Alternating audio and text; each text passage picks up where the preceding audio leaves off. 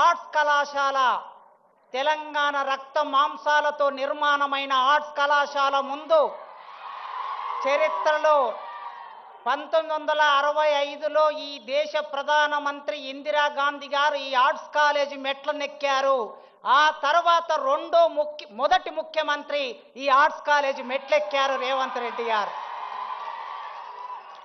చరిత్ర మౌనంగా ఉంటది, చరిత్ర సంభాషిస్తుంది, చరిత్ర ఒక్కొక్కసారి సంవాదం నడుపుతుంది.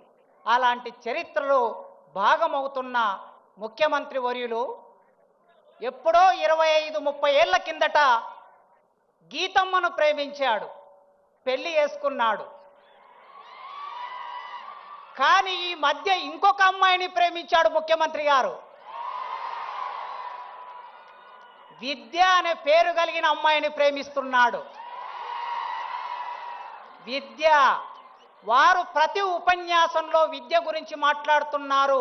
నిన్న గ్లోబల్ సమ్మిట్లో కూడా విద్య గురించి మాట్లాడారు. ఆ విద్య అనే అమ్మాయిని ప్రేమిస్తున్నారు. ఆ ప్రేమ వారి గొంతులో ప్రాణం ఉన్నంత వరకు కొనసాగించాలని ఒక టీచర్గా కోరుకుంటున్నాను.